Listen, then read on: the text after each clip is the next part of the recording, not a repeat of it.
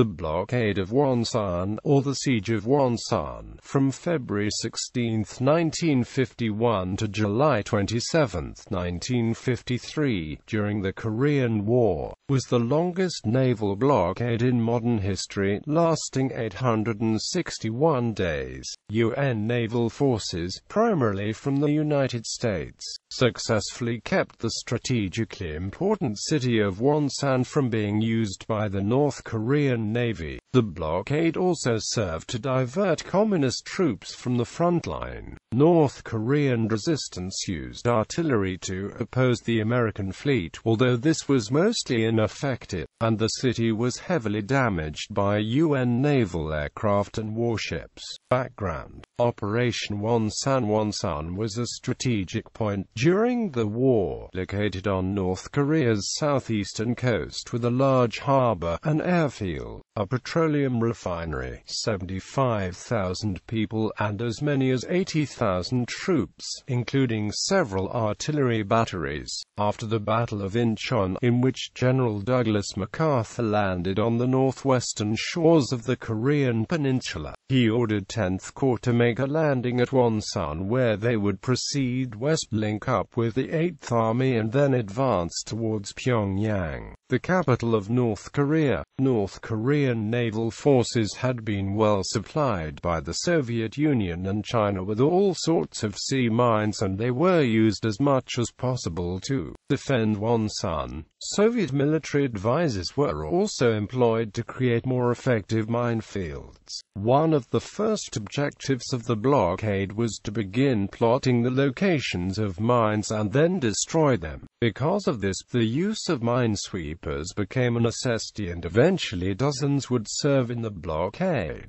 Operation Wonsan, or the clearance of Wonsan, began on October 10 of 1950, 10 days before the landing was scheduled to take place. Rear Admiral James H. Doyle commanded Task Force 90, a fleet of dozens of American warships which were used in the clearance. 2 days later, on October 12, mines sank the sweepers Uspledge and Uspirit, killing 12 men and wounding dozens of others, all while under accurate fire from North Korean shore batteries. The United States Navy Pacific Fleet responded by starting the production of new minesweepers in the largest shipbuilding program since World War II. Other vessels were damaged by mines and battery fire as well, but the loss of the Pirate and Pledge proved to be the major engagement during the operation. Operation Tailboard. Operation Tailboard was the code name for the United States Army landing at Wonsan, and it was found to have been unnecessary. Preparations began over 800 miles away at Incheon, where on October 15, thousands of Marines and soldiers, 30,184 in total, embarked transports to participate in the landing. When they arrived off Wonsan on October 20, the clearance of the minefields was still taking place for 5 days. 10th Corps and the 1st Marine Division were forced to remain on ship to wait for a clear path to the beaches. When it came time to land on October 25, the North Koreans had already withdrawn and the British and South Koreans were securing the area. Ultimately, the landing was not needed, and MacArthur was criticized for not using the 10th Corps in the pursuit of the retreating North Korean army on the Incheon front. On October 19,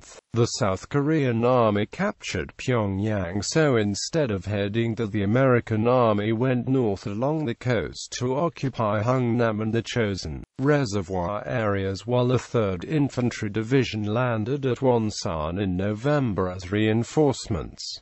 Evacuation of Wonsan. UN forces would not hold Wonsan for long. After the massive Chinese intervention in the war, Allied forces were ordered to evacuate Wonsan on December 9, 1950, taking 7,009 refugees, 3,384 military personnel, 1,146 vehicles and 10,013 tons of cargo in the the process. General MacArthur's plan was to regroup in Japan before launching another offensive, while holding Busan perimeter. When the North Koreans and Chinese recaptured the city, defenses were rebuilt in a more formidable way. Additional sea mines were deployed and new artillery batteries were erected.